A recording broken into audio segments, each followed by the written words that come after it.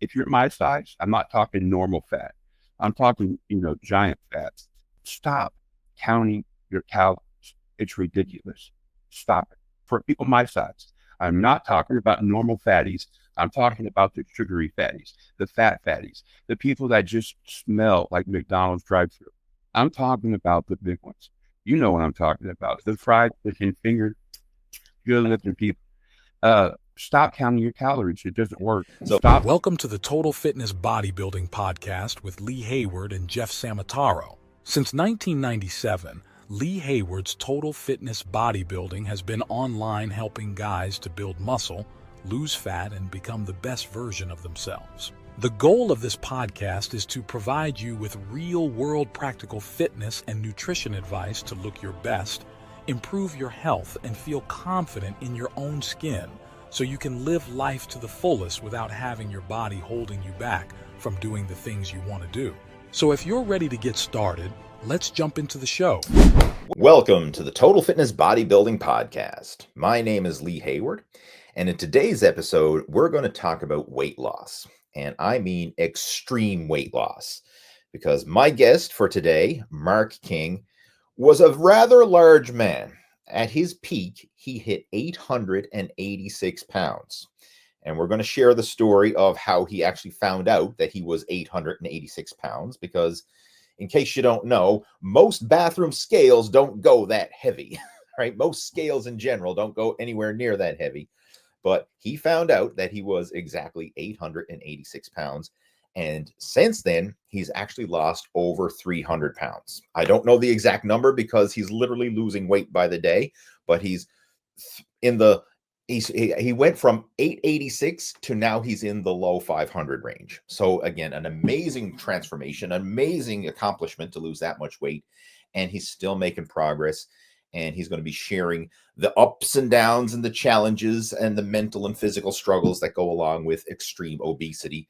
And hopefully you can learn from this and learn what not to do, but also learn what to do if you are struggling with your weight.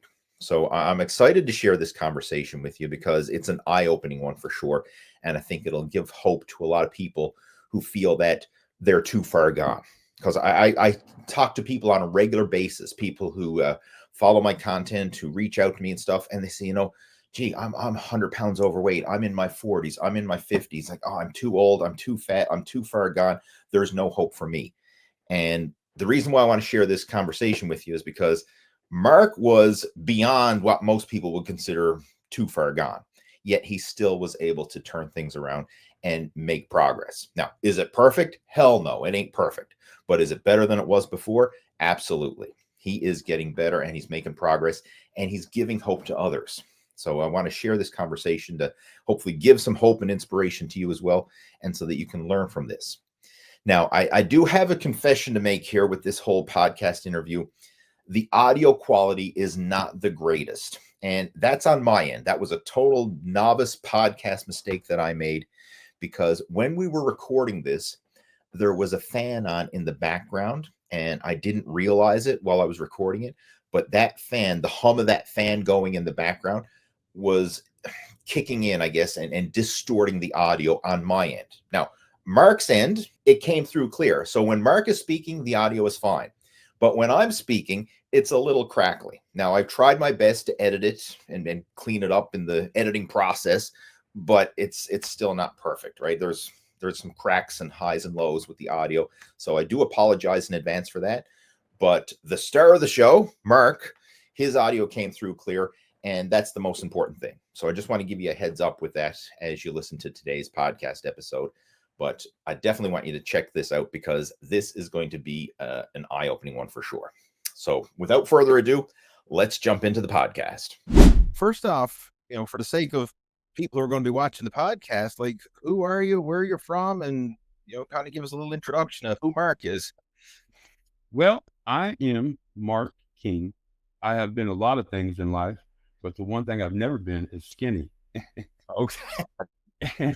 I live in Hamburg, New York, next to North Boston. I moved up here about a year and a half ago. And I just I don't know, something inside me just said that it's time to do something different. I need to go back to my old ways. And I can't go to a gym right now because I don't have transportation. But so on December 10th, I just started live streaming and doing yoga. Well, my form of yoga. And then it kind of formed into a chair music yoga. So now we're about to launch a new thing, and we're hoping that Lee will be our coach, and not just my coach, but all of my viewers' coaches, where they can get their own diet plan and workout routine through Lee Hayward. Let's take us back to where this all started, right? Because I mean, I like how you said you've done a lot of things, but you've never been skinny. So, like, when did you start struggling with your weight? When I was a baby, Lee, when I was a child, infant, I was the biggest baby the doctor had ever delivered. I was 3 inches longer and 3 inches wider and 5.5 pounds heavier than he had ever. And my head was 15.5 inches diameter. My mom, she almost passed away giving birth to me. So I've been big all my life. I've been naturally strong. Kids were playing with Tonka trucks. I was picking up cinder blocks. It's actually a true story. Wow. I mean, like, do you know how heavy you were when you were born? Like, I don't remember the exact weight because obviously I didn't have a really good childhood. okay. So I don't have like all the stuff. I don't know if it'd be in my birth certificate or not, but I need to check into that because it actually is a fact. I was told all the time, even when I was a kid. I remember the doctor hitting me on the head and saying, "There's the big one." And you've been the big one your whole life. So, like, as throughout your whole childhood, I guess. Yeah, I was a foot taller and a foot wider in kindergarten, first grade, second grade, third grade, fourth grade, and then I kind of just started growing bigger. I stopped going this way, and I just started getting bigger this way. And Right. I always say, because I have the trident on this hand and the trident on that hand, I always say I'm a Viking, and then I did the DNA. I'm a Viking. I'm all Viking, baby. All Viking. Yeah. But I mean, just to put some numbers there, like, I mean, how tall are you first off? I'm barely 6'1.5", although when I have my shoes on, they put 6'2". Okay. I just can't grow anymore, no matter how hard I try. That's pretty tall. Like, I mean, I'm only a short guy. Like, I'm 5'6", right? So you're way, way taller than I am. And the thing is like, you're a big man. And let's just talk about that, Mark. Because I mean, I know when you first reached out and we were chatting, you were a big guy then, but like, you really had some growth, let's say. Yeah. Oh, we had a lot of growth. We had a lot of growth. Let's just say I was going for the role of Santa Claus, but Mrs. Claus said no. You don't mind me asking, like, how big did you get up to? Like, 886 pounds. They put me in a nursing home. I had a trucking accident. When I left the gym, when I left a career behind, I started a truck business. Financially, it was the best decision I ever made. Physically, it was the absolutely worst decision I ever made. There was absolutely no time for the exercising or anything like that. And I just kept eating and eating. And then as some of the family things were happening, and I just took enjoyment in eating and just knowing that I could be in a truck by myself, away from everybody, and that's it. And next, I mean, I was still working. I was able to get enough out of the truck and out of the trailers at 886 pounds. But then I had an accident. And that's when I found out, when they said, well, you have to go to a zoo or something. We can't get x-rays. We don't know how. We're so big, Mr. King. And that's when I realized, when they said I would never get out of the hospital bed, that I knew I had to fight, that I had to dig down and get that Viking out of me. And I knew I had to do something. And I've been moving and grooving ever since. I lost about 340 pounds on my own before. May I show everybody before I had, is it okay? Go ahead. Before I had I just had the gastric sleeve 14 days ago. Yep. And it's going beautiful. I've lost 523 at surgery. I was 581, and that was 13 days ago. So I'm losing weight, but you can't just lose weight and not exercise. And you can't, the eating part, I'm still on the liquid. Next week is pure food, baby food. Mm-hmm. So that's why I'm saying I am going to be doing Lee Hayward's body weight workout routine with my yoga. I appreciate you for sharing that, Mark. It's just like these numbers are like just outside the realm of what most people wrap their head around. But It like, is, and it is, Lee. But I want to encourage your audience and your listeners yeah, that there are so many people like me.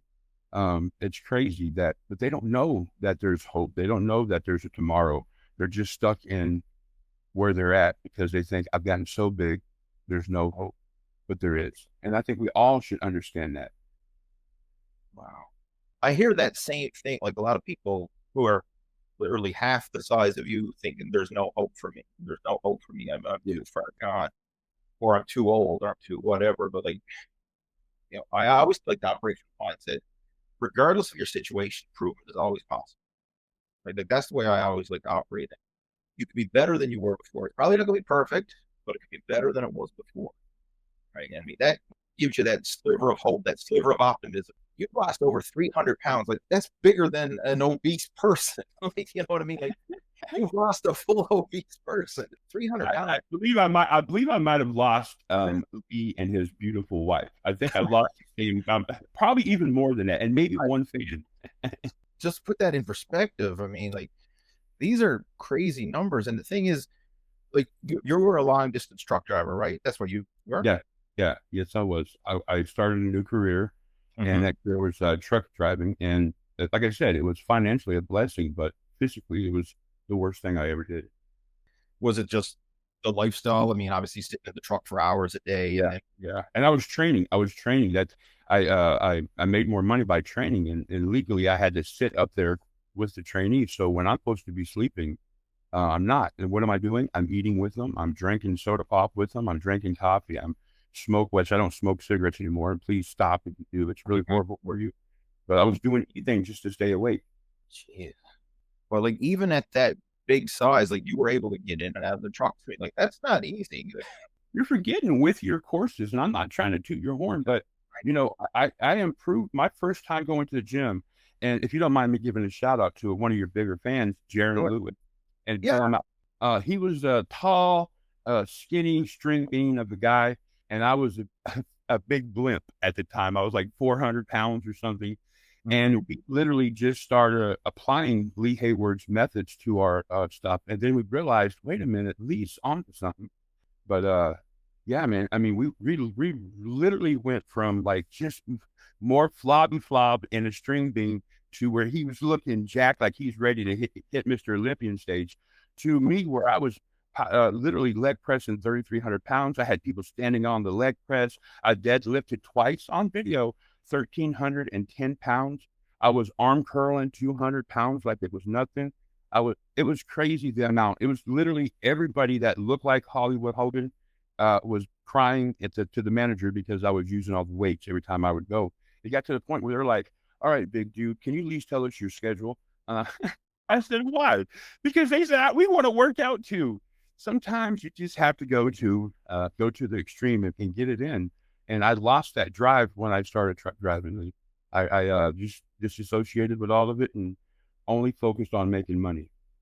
Jeez, man, there's a lot to unpack with that. But one thing I just want to touch on first, like literally 2 days ago, I was having a coaching call with Jaron because he's part of our advanced program now.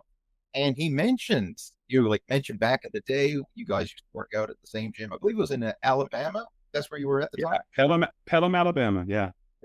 And he said, like, you were a big guy, but a big, strong guy. Like, that's what he said. Yeah. I've always been naturally strong. I mean, even though, like, you got all that mass on you, I mean, there's a lot of muscle underneath, right? There just has to be. I mean, just to move with that sheer amount of weight, you were still mobile at that, like, at 800 pounds. 886 pounds. I was breathing harder, and I just put it up for the cigarettes. You know what I mean? And like I said, please stop smoking, please. It's so unhealthy. But literally, that's what I said. Oh, I know I'm fat, and all my shirts were like here, like I couldn't get no shirts to go down. You know what I mean? Because literally, I was a blimp, and I just refused to look in mirrors. Lee, I refused to call people on like Skype or the iPhone or whatever because I didn't want to deal with reality. I just sent them money, and it seemed like they were okay with that. Jeez, man. I'm being honest with you, Lee. I appreciate that honesty, man. I mean, like most people in your situation want to just kind of keep it to themselves. So that's what I respect. Like I think you're giving hope to a lot of people. Like I know I watch some of your live videos that you do. I mean, it's crazy the amount of traffic and views that you get. Right? Like we get about the highest we got, and we've only been doing it for a little over 100 days straight. The highest views we got were almost 4 million on our live views in a 28-day period. And the amount of hate that I get, Lee, is crazy. But there are people that message, and there's people that move and groove with Teddy, and they tell me all the time, hey, I just went from my recliner that I've been stuck in and out of for over 2 years to be able to move to a couch and back to a couch. And there's people that are really, I don't want to get emotional, but you know, I only wanted to make people smile because there's so many painfully but yet beautiful faces out there, and they just need to smile. I did not realize the gravity of what I was doing to other big people and how they would latch on. And like I'm not trying to get emotionally, but it just moves me that my goofiness and working out can help other people do the same and motivate them. Wow. That's a powerful message. And because you're in that situation, the situation you're in, like been so big, you're on your weight loss journey now, like your story has a lot of power. Looking at this now, like what did you do to go from 800 plus, was 880 or 886? 886? First off, like how did you even know that? Like, because most scales don't go that big. I had to go to a zoo. They literally ambulance. They actually took me to a zoo. And I don't want to, you know, shout it on out because it was so much paperwork and so many things that had to be signed because the zoo said no so many times. I know your audience is like, a zoo? You're so fat you had to go to a zoo? Yeah, Teddy had to go to a zoo. I got to see the animals and get weighed with them. And they literally said, Mr. King, you have to do something. You have to do something. Wow. What was I going to do? I was laying there. I was about to lose my truck driving business because obviously they're saying I'm not going to be able to get out of bed. Everything that I just worked so hard for, life seemed like it was about to go away. And like I said, I don't have like family, like blood family. They just disappeared in my life. And I have a chosen blood brother, Stephen, not blood brother, but like I've known him for over 20 years, and his mom and stuff, and they kind of adopted me over the time. But you know, the loneliness is what hurts the most, and not knowing. And sometimes you just want to pile into the food. You just want to forget about everything and say, forget it. If I work out today and lose a pound or two, what's the matter tomorrow? I'm still going to be 700, 800, 900 pounds. But the mentality, you have to change that mentality. I realized that, hey, no one's here to rescue Teddy. No one's going to be here to say, come in, come on, I got you. We can do this together. And that's never been in my life. And I realized that I had to start changing, one, my diet, two, the things that I was doing. So when I was actually physically able to kind of get out of the nursing home, I realized, okay, the soda pop got to go. All sweet drinks have to go. That was a hard one. And then the next battle was the amount of food. And then I thought I was okay for the longest time because I was slowly losing weight. I was trying to stand up. I was trying to move. I was trying to get my legs to work again. Oh, Lee, it was so hard. It was like a battle that I was never going to win. I was going up this 886-pound hill that I just seemed that I could crawl out of. I couldn't do. I mean, everybody in the church didn't seem to care anymore. Nobody in my life didn't seem to care. And I couldn't give nobody no more money. I couldn't help nobody in their career. I couldn't do anything for nobody, and nobody seemed to care. They just, like, everybody in my life just disappeared. And that's when I knew I had to buckle up my straps, or lace my boots, or however you want to say it.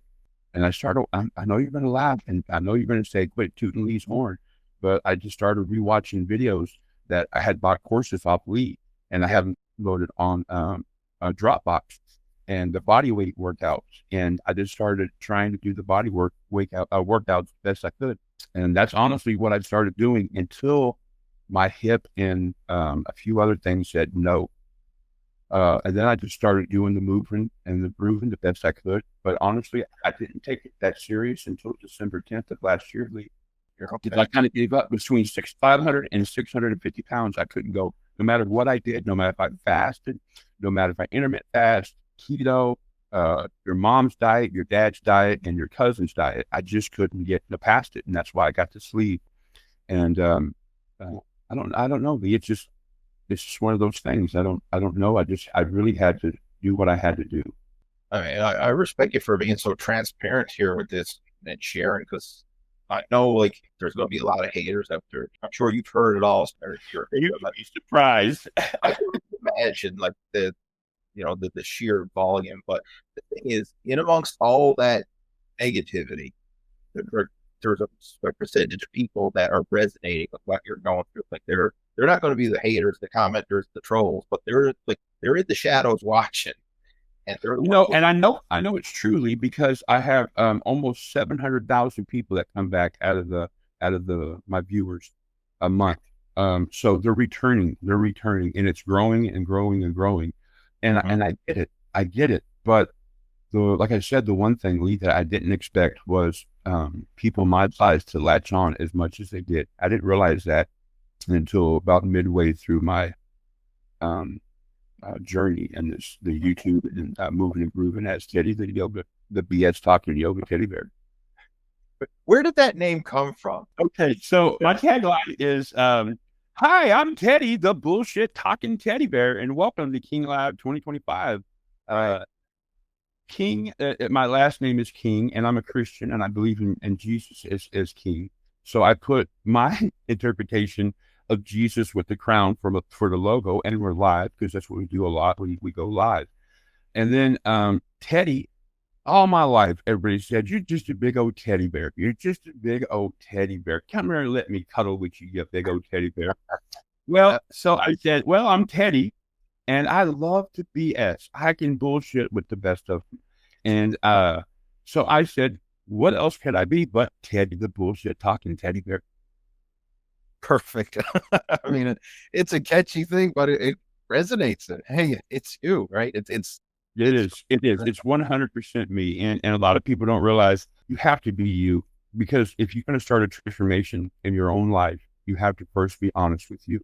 I mean, it seems like you're taking that lighthearted approach to this. I mean, that's my opinion of it. Like, even when we had our first conversation back in 2011, I mean, you were laughing and carrying on, and like it just seemed like a lighthearted, fun to be guy, right? That's the way I picture you. And I used to do tough man competitions. I don't know if you know what that is, but it was basically they would hire you, and people would come around, and if they didn't have enough fighters, local people would come around, and they thought they were tough guys, and they would want to fight. I would fight sometimes 4 fights a night.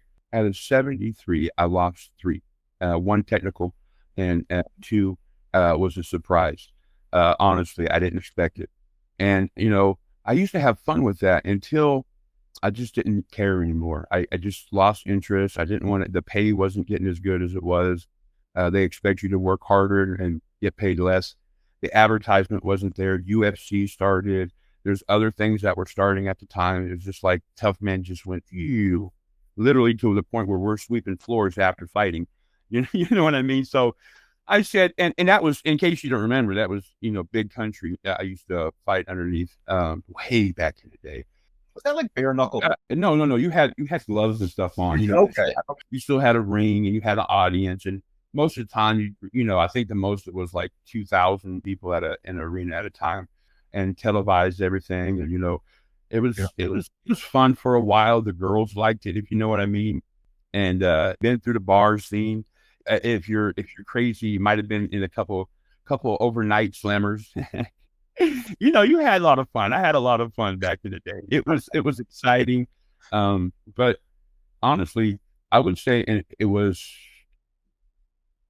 probably a time in my life where I probably shouldn't have been doing that stuff.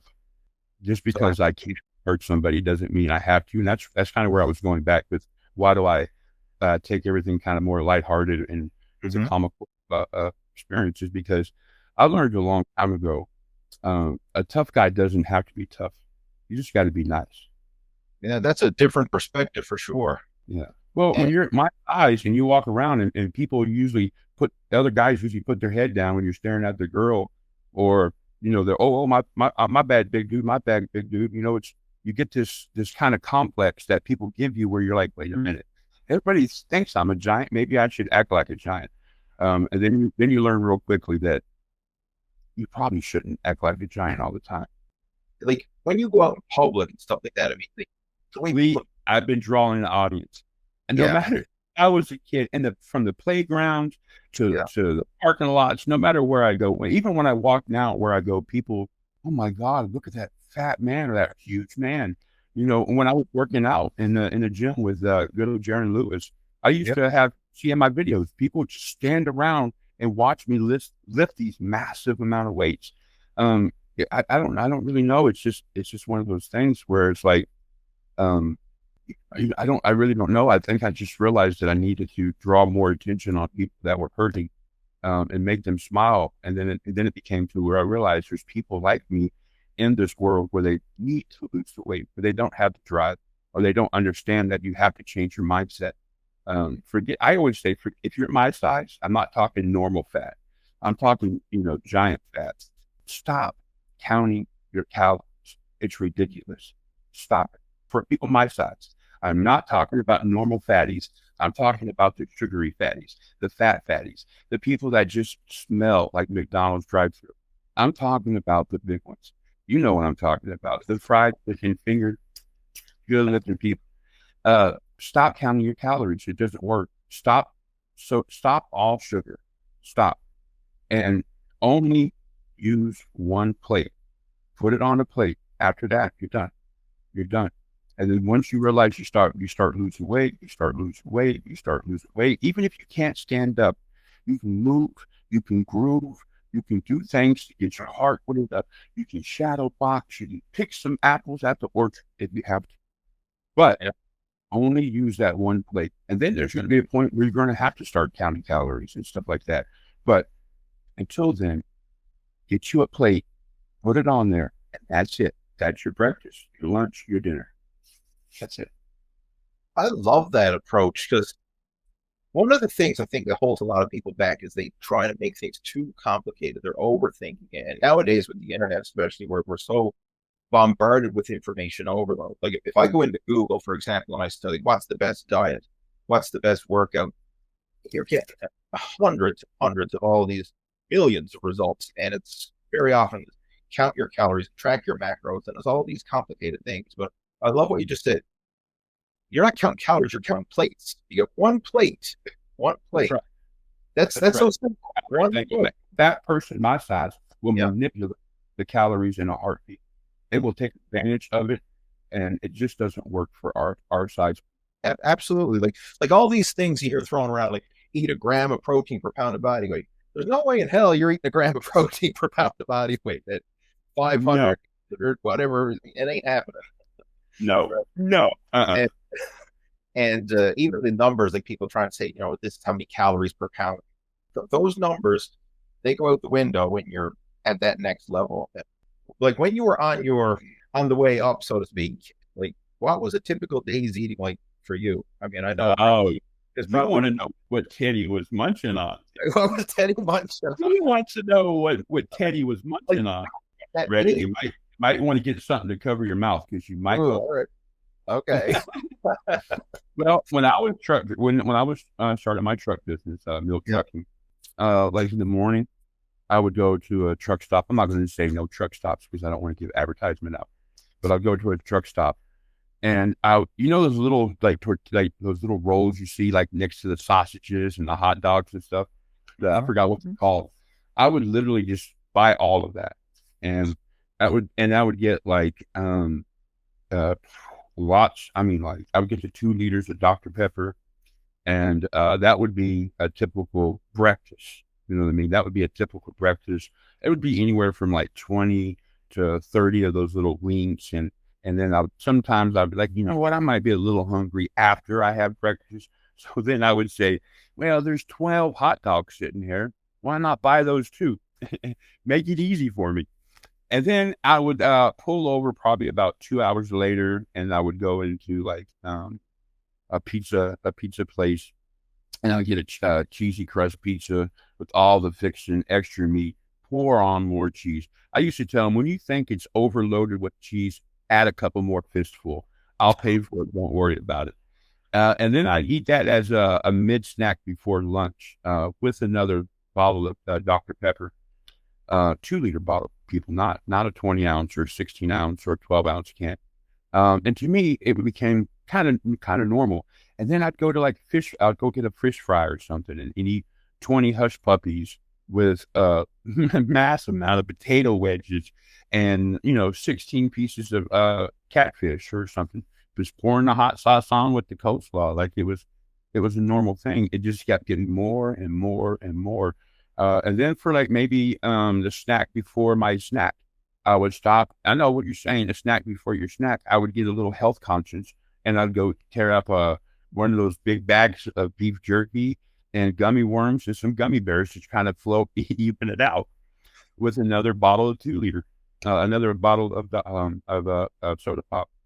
And then I would say, okay, I think I'm hungry. I would wait about an hour, 2 hours. I'd pull off to another truck stop, go into the their dining room, and I'd either have their buffet, and I'd probably end up doing 10 to 12 plates in a buffet.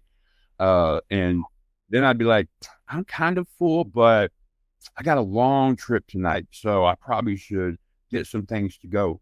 And I just would love to see me. I want to see these, like the security cameras, because I'd be like waddling out with a family of 9 people. It's like food, like, yeah, this should do for tonight. And before the night was over, 3:00 in the morning, I'm like, man, I'm hungry. What am I going to have now? And then my sleep would be like 6 hours, maybe 8 hours if I was really lucky. Or then my trainee would want to eat, and I'd say, well, wake me up. I'm going to go eat with you. I can't even wrap my head around how many calories that must be. Like, that's just. I ate 22 double cheeseburgers, no ketchup, double cheeseburgers before, like it was nothing. Like, and you mentioned like all the soda pop you were drinking too. Like you mentioned, it was so much. It was so much, Lee.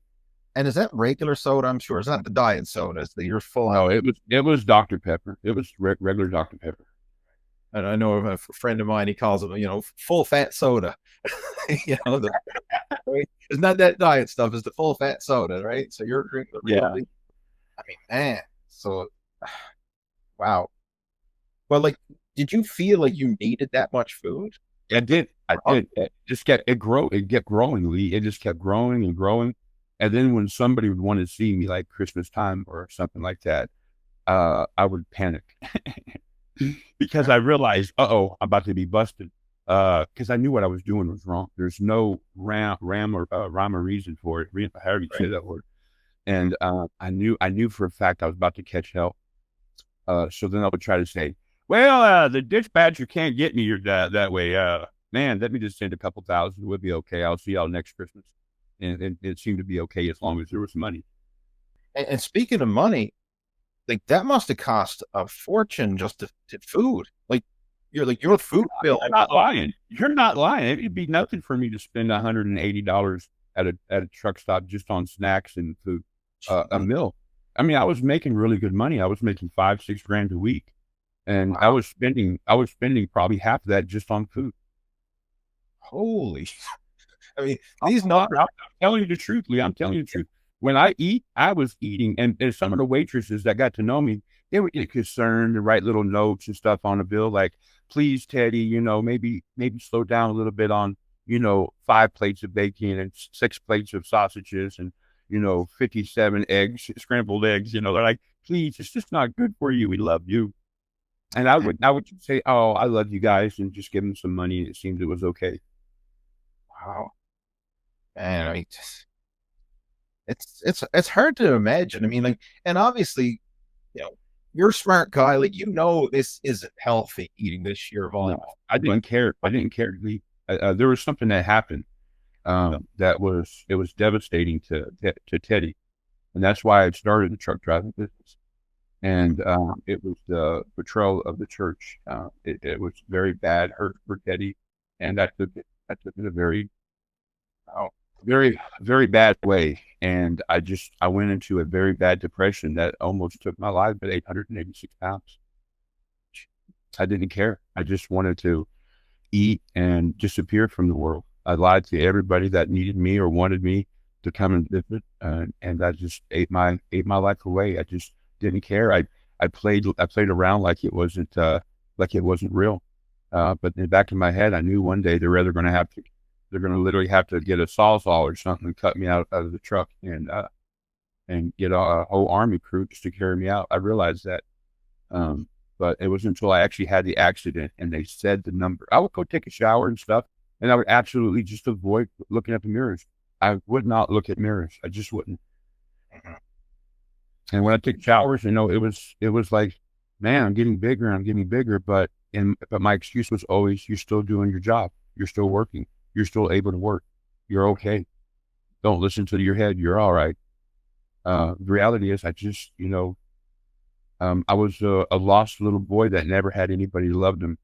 My life on earth it's always been shit. Excuse my language, but I've not had a good experience on earth. I've had moments that were great, and it was just not good. I mean, it wasn't good, and I just didn't care. At that point, when I felt like, at the time, God and church, everybody that says that they love you, turns your back on you for no reason at all. What do you do? When you find out they've been talking about you and setting you up and using you for your ability, and then treating you like a filthy dog. I mean, literally, they had me sleeping on the church floor on concrete for almost 4 years, trying to say, we don't have a job. We can't get you a job, even though the whole time the job was available. I'm not going to say nobody's name, but they just wanted to make themselves look good. And they knew that, using my abilities and my capabilities of my mouthpiece, able to fundraise and go out there and do things, it looked good for them. And it was better for them to keep me, as a church mouse, a giant church mouse, than put me to work and actually let me make money. And I just woke up and said, this isn't love. This isn't family. This is just another form of manipulation and abuse. Because I know we chatted years ago. You were quite big into the church. Like I remember, like you were a preacher. Like you get up. I was as big as I could get into that organization as I could without having to go to officer training school. I reached anything in my life. When I take a hold of something, it's like an addiction. I got to do it to the best, to the absolute best, no matter what I do. And then when I do it, I just drop it off and I forget about it because I already accomplished it. There's nothing else for me to do. But in that sense, there was a lot more I felt. But what do you do, Lee? What do you do when you don't have blood family that cares about you and the church family just manipulated you for 4 years? What do you do? I started a truck beds. I ate my way almost to death. So this was like extreme comfort eating. Like that was your comfort, your alcohol. Every time I thought about it and started tearing up, or the moments of loneliness, or why can't I meet nobody? Why can't nobody love Teddy? Why can't I have family? Why can't I have my own Christmas with my own family? Who am I? Why does nobody love me? They only want to use me or see me do entertainment. Nobody wants just me. If I'm not on, they don't want me. If I'm not doing something for them, they don't want me. That's deep stuff. I mean, I respect you for sharing this. Lee, I told you that I'm open book for you. Yeah, I mean, someone out there is going to listen to this. It's going to help them. Lee, my goal is to get you on our channel and for you to be our coach. Maybe come on once a week, once a month, twice a month, and coach me. But my ultimate goal, Lee, is that you're going to be able to make a special link or something where people can directly contact you and get with your programs and have that one-on-one session with you, Lee. Because I know, like I've been saying on all of my lives, if we can just get someone like Lee, and I've been saying it, you go back and look, we need someone who can help our audience, because I'm not that person that can give someone that. Only thing I can tell them to do is move in group with Teddy. And so that's why we're so excited for you to come on. And I'm really hoping that you're going to be able to do something like for our audience. When people say, what can I do? I always want to be able to say, here's the link to Lee. That's kind of my goal with my channel, and teaming up with your channel is that maybe come on once a month, twice a month, or whatever's comfortable with you on my live, and just with your phone, and say, okay, Teddy, this week we gotta start doing this, or we gotta start doing that, and then we can talk about what's next, and then people in my audience can come to you and to your website, and then they can get their personalized diet plan, their personalized workout plan, and they can lose that mommy body, that dad's over the winter body, if you know what I mean. They can get back to their best shape, because Lee, the reality is the people that are like me are not as much as the people that are normally overweight. But the people that are like me, that are moving and grouping with Teddy, I know that you'll be able to help them too, because it's proven 100% of the times, 100% accuracy. I appreciate for sharing that, Mark. I mean, I got to ask you this now. What's your definition of overweight? Because I mean, you're at a different level than most people. Like, I know a lot of guys that I talk to. Hey, I want to lose 50 pounds, right? Hey, I'm pushing 300, man. Oh, I wish I could get down into the low 200s. Like that. That's kind of the average demographic. 100 pounds is my normal. I think if you're 100 pounds overweight, you're normal. You're a normal overweight person in America. Yeah. When you're that supreme supersized overweight like me, and I know it's probably only 35% of my audience, maybe 28% of my audience that are actually like me, but most people that are moving and grooving are about 50 to 100 pounds overweight. And when you're that size, in that 50 to 100 pounds overweight, like, sure, it's still a challenge, but like, you can do stuff that super overweight people can't do. Like, you can go to the gym, you can do cardio exercise, normal things, go for a bicycle ride, like go hiking, where people who are really big, just simply moving. Like, for a 500 plus pound man to go walk around the block, or even to walk down the street and back, or that's huge. That's huge. Impressive. Yeah, that's impressive. I'm dealing with internal injuries that I haven't got fixed yet, but I got to walk yesterday. I went to the doctor's office and I got dropped off 2 doors down by accident. And without even thinking about it, I just walked over there, and the wind was blowing really hard against me. And I realized I was talking to the lady where I was supposed to be. And I looked back and I said, wait a minute, I just walked a good distance and my hip didn't hurt. My knee didn't make me fall. I wasn't quite out of breath. And I said, I got to start incorporating walking again. It felt so good just to walk without even thinking about, oh my God, this is going to hurt. That right there is one of the best things you can do. Now, of course, you got to listen to your body. Like, if the knees, the hips, the back, like if you're feeling aches, pains, don't ignore that pain. So walk. I mean, just think of that. Like, let's assume, again, I don't know what your lean mass is, but like, let's just say you got 250 pounds of lean mass on your frame. Just you walking around. I mean, like, you're doing a weighted walk with like literally 300 extra pounds on top of your lean mass. That's the same as like me strapping on 300 pounds, like put 300 pound barbell on my back and walk around. That's freaking hard work. I'm a strong individual. So the extra 200, 300, 400, 500 pounds was hard, but it wasn't as impossible as some people think it is. When you're doing 1,800 pounds on the leg press machine, it's not as hard as you think it is to walk around at 800 pounds. It's hard, but it's not as hard as you think it is. Put that in perspective. I mean, like, those are mind-boggling numbers. Like, you mentioned that deadlift. Like, how the heck do you do that? Like, when we I started with your course, Mr. Lee. I'm not lying to you. I literally, with Jaron Lewis, started your course. Right? You got to pat yourself on the back now and then, Lee. You know what you're doing. You are a legend. You're a GOAT in this community, and I don't think you realize that. When I said I'm going on Lee Hayward's podcast, 50% of the audience said, not ever going to happen. He would never have someone like you on.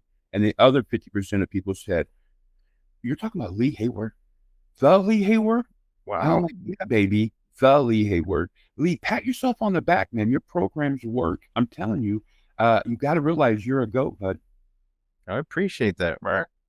I mean, I know that was, if I'm not mistaken, Jaron started with the Blast Your Bench program back in the day. He followed. Yeah. Well, Jaron, I'm not going to tell secrets. But that's one that he did for sure. I used to, I don't want to say worship Ronnie Coleman, but me and Jaron I'm referring to Jaron again because we used to be workout partners. Literally, we would keep each other accountable.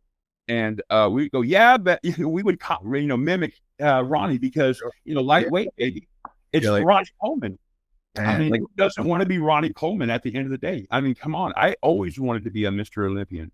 Always. I still want to be on the Mr. Olympian stage. I still desire to stand up there and say, look at me, world. I am somebody. I exist.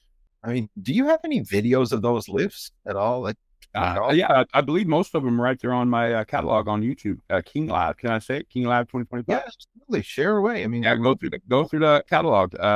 There's all kind of pictures. Yeah, there's all kind of videos and stuff. Especially me in the gym. Lift. I think it was like 1,100 pounds or something on the what do you call that? The shoulder shrug thing. Yeah. You'll see. I mean, it's crazy. It's crazy, guys. Take a moment out of your day when you're not too busy, ladies and gentlemen. And just go through my old catalog. It's like 15 years ago. So they're older videos, but I guarantee you'll be impressed. I will. I mean, I'll even show a couple of clips here on the podcast too, because I just, please, as much as you want. These numbers. I mean, I know there's people out there calling bullshit until they see some video. Oh, my haters. You mean my haters? Yeah. The beautiful part about my haters is when they find out. They always disappear. It's never, I'm sorry for doubting you, big guy. It's always, they got to go find someone else to pick on. And the thing is, I think that base is what's allowing you to be alive today and be as mobile as you are as a big man, because most people who are anywhere near that size, they're bedridden because they don't have the muscle to move that weight. Yeah. And I think that's probably one of the biggest secrets of my survival right now, and not having high blood pressure or diabetes. I think that the doctor said it very clearly. If you were not a power lifter, if you did not work out as much as you were working out and you didn't have the muscle mass, you would be a diabetic because your mom's diabetic. It's on your dad's side, and they're saying you would be a diabetic, Mr. King. Even as big as you are now, like you're not taking any diabetic medication. I'm diabetic. My sugar's normal. I'm perfectly fine. I barely have, after my surgery, my number, I used to have like 120/78 on my blood pressure. It's been like 130, 140, but I don't know why. I had an issue with my heart 7 months ago, 6 or 7 months ago, where my leg is starting to swell up and I'm retaining water. They say it's reversible because it's just barely getting weak. But they said, they were all surprisingly, they said, you have a very, very strong heart. I said, what, like a racing horse or like a Pillsbury Doughboy ready to work at the factory? Like a racing horse. That's crazy. I mean, like, obviously, like you're a strong man underneath all that. Mark, like, I mean, you mentioned like when you were trucking, like you still at 800 pounds, like you were still getting in and out of the truck. Mm-hmm. Yeah, you can watch my videos. Like I said, please, if you do have doubts, watch my catalog. Please watch my catalog. Everybody. One thing, I mean, not that we're encouraging people to become overweight and anything, but no, please, it's so hard. Please don't. Absolutely not. But one thing that it is encouraging, the power of strength training, the power of building your body stronger. And this is something I really struggle with sometimes when I'm coaching people who are overweight and like all they care about, I just want to lose weight. I just want to lose weight. I'm not even going to lift weights until I lose all this weight. And I'm like, that is a mistake. Like, you need to build the body stronger, and increase your strength, increase your mobility. If you never had that pure power underneath, again, like I say, you would be bedridden, right? Yeah. That's right. Like I said at the hospital, that you're going to be bedridden. And when they said 886 pounds, Lee, something snapped in my head. Like, whoa, I can't do this. I gotta find that old Viking in me. I gotta find that old strong man. I gotta find a reason to live. I gotta find a reason. And that was the hardest, Lee. I'm just being honest. That was the hardest thing, is to find a reason to go on tomorrow. I didn't have a bright future. I knew that my past was horrible, and I knew that it only seemed like it was going to be horrible for tomorrow, the next day, and the next day after that. And the hardest part, Lee, was getting out of my mind and saying that life is more worth living than I could possibly imagine. It was hard because I still had to do it alone. I still had to be alone. And a lot of people, that's the biggest thing, is the loneliness. I can't even begin to imagine like what he must have been going through.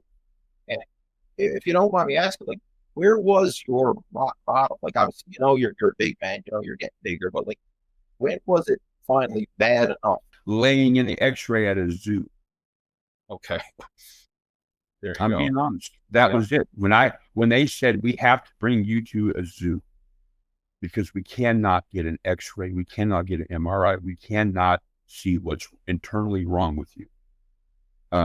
That was when I said, my God, what did I do? What did I do? I almost let this kill me. I literally almost let this spout of depression or whatever you want to call it. I don't know what you want to call it, but it literally just, when I mean, like I said prior, when everything that you believe in and you have your faith in and that you believe that love you, just when it's abandoned, just like your own family abandoned, you don't really have much glimmer. There's not really nothing to grab a bar or to chalk the pants up and pull up some more weight. It's just not much there. And when you look to your left and your right, and you still see nothing but loneliness, it is some of the hardest things to understand, to try to get out of. And the only way I could do that was literally by putting one foot in front of the other and slapping the trough away, understanding that if I lived a pig cow mentality, I was going to die like a pig cow mentality. And I knew that I couldn't let other people at the end of my life say that's what his life ended up as. Beat, neglected, abused, left alone all of his life. And now he died 886 pounds, a lonely, bad, miserable person. I couldn't do it. I just couldn't. And that's when I realized, Lee, that my mindset has to change. It has to change. And if you're my size, ladies and gentlemen, you have to change your mindset. It's not your fault. Yesterday wasn't your fault, but tomorrow can be your fault if you don't take action. That's powerful. I like that. I mean, one thing I always believe, like, we're always doing the best we can based on our circumstances, based on our situation, our strength, our confidence, our resources. Like, we're always doing the best we can, because if you could do better, you would have done better. We're always in that situation. So, I mean, up until then, you were dealing with life the way you knew how to do it. You were still functioning. That's the thing. You're still functioning. But again, you get to the point where, okay, that was your rock bottom. I got to turn things around. Yeah, that rock bottom sometimes, Lee, unfortunately, never comes to people. It doesn't get back. What do you say? What do you say? Like, I mean, I get that there's going to be a lot of people in my size. There's in my community, there was a lot of people that are excited about this podcast.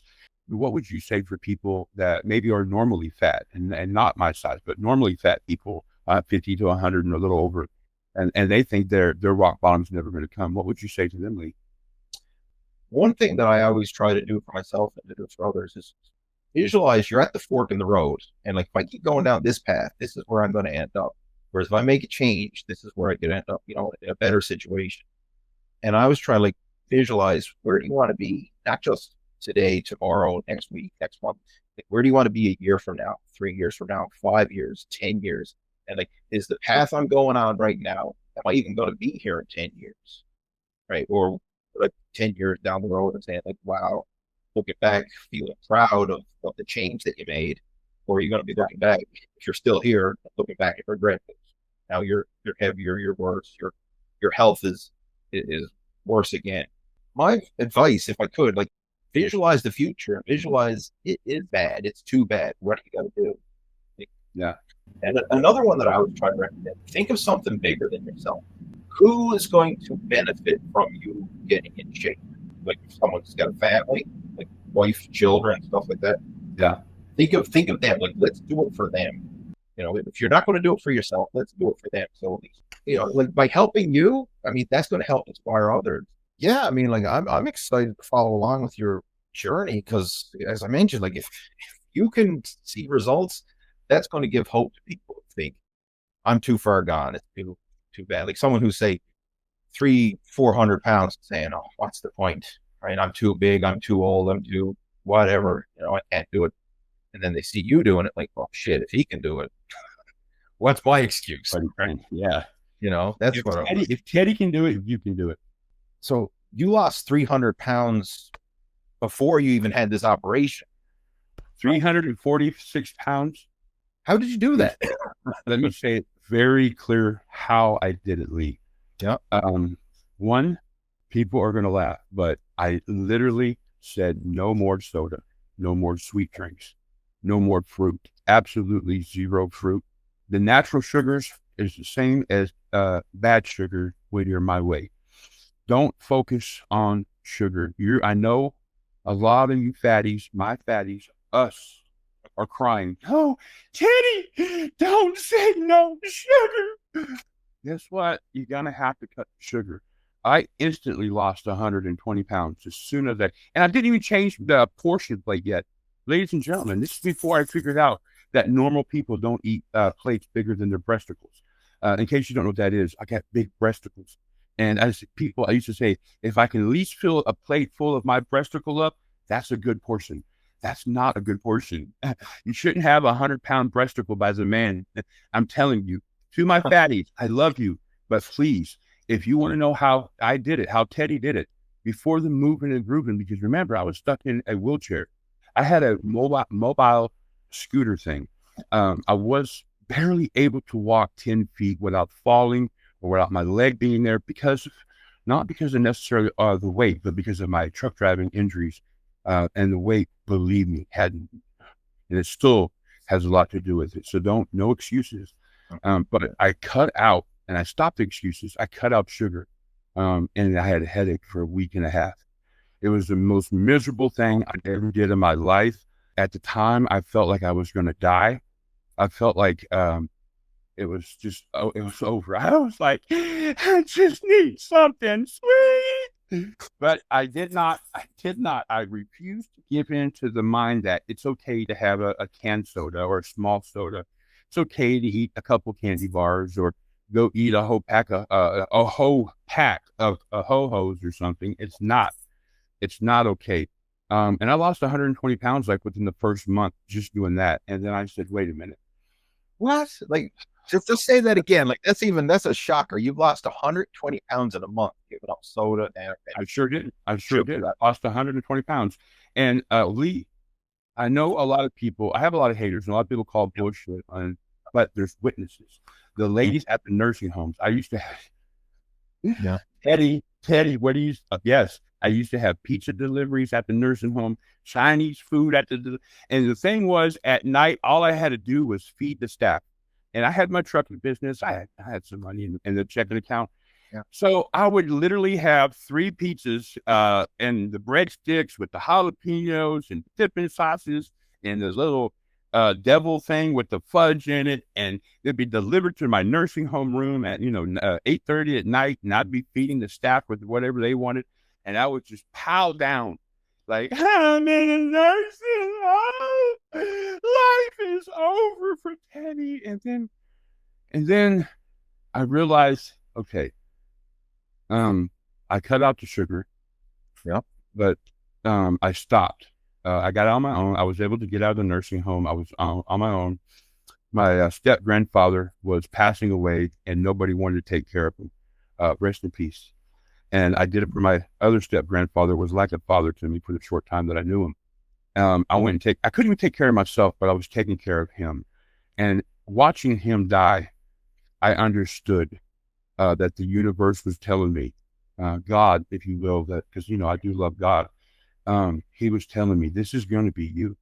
You're dying, buddy. You can't just stop with soda and all this. And that, Lee, to this day, is still my hardest struggle, is carbs. I love Italian food. I love bread. I love pastas. I love these things. These things excite me. Just right now, thinking about the cheese and the garlic and the onions and chives just on the fork and all the stickiness and the sound of the sauce just gets Teddy's breasticles all hard, if you know what I mean. I just love it because I've made food my friend, my family, and my only love. And that mindset, I had to change it, Lee. And that's how I started losing the weight more and more and more. And then after about 270 pounds, I just stopped again, and I just started drinking soda. And I started kind of going back on it because I just couldn't lose no more weight. I couldn't. I just felt like nobody wanted to help me. And then I started with Dr.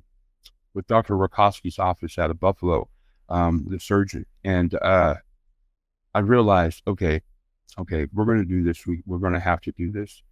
And I stopped drinking soda again. And I realized the portion. That's when I realized the portion, you have to go by one plate. Now I go by a half a cup of food because I only have an ounce and a half stomach. But that's when I realized, stop the calories. It hurt me so bad all those years listening to everybody. People need to say, if you're past a certain size, stop with calories and only count your plate. One plate. That one plate's it. 3 times a day. That's it. And Lee, I just started losing weight then. And then, like I said, then December 10th came around, and I realized no matter where I go, they're going to look at me. I always draw the crowd no matter where I'm at. So what do I need to do? I need to move, I need to groove, and I need to do it live. So other people can see, like you said, other people my size need to know. And people that are normal overweight, they need to know, hey, if Teddy can move and groove sitting in a wheelchair and now standing up and now walking and doing his moving and grooving and incorporating, trying to stand after each song, maybe I can do this with Teddy. And we do that every morning at 10:30 a.m. every morning, Monday through Sunday. We don't miss a beat. And we went from 7 minutes sleep to right before surgery to a little over an hour and 20 minutes on our yoga, moving and grooving. And every now and then, if you watch the live, you'll see that my injuries come and I have to pause for 20 or 30 minutes and do a dabby do and chill with the audience and then go back at it. But the fact is, you see me, that's real pain. That's real pain. But I never let it stop me. And that's the key. Portion control. If you're my size, if you're a big person, you're a couple 100 pounds oversized, 300, 400, 500 pounds, portion control. And you have to stop the sweets. There is no, but Teddy, I have diabetes. I have sweetness. I got this beaties and I got to have me a little sugar. No. Once you stop making excuses and get into the mindset that I will never have a body by Lee unless I change my mindset. Well, ladies and gentlemen, that's exactly what you have to do. You have to change your mindset, Lee. And that is powerful. And, speaking from someone who's doing it, like again, you lost 300 pounds, and 44 pounds, 344 pounds. You don't want to shortchange you, 344. Yes, Lee. Right? You want to shortchange you there. I mean, that's buddy. It was every pound was hard work to get off. But I went from January 2nd when I started moving and grooving to literally where I was able to get out of the stinking wheelchair. And I don't use my cane hardly as much as I used to use my cane. And now that we're literally gonna start incorporating in our next live, the next live after this live coming up, we're gonna incorporate our new workout and stuff. I'm kind of waiting for you to hop on live with me to kind of give me our workout, body weight workout and stuff. The moving and grooving, I got that. I don't know how to dance, but I do what I can do, and I make it look so good.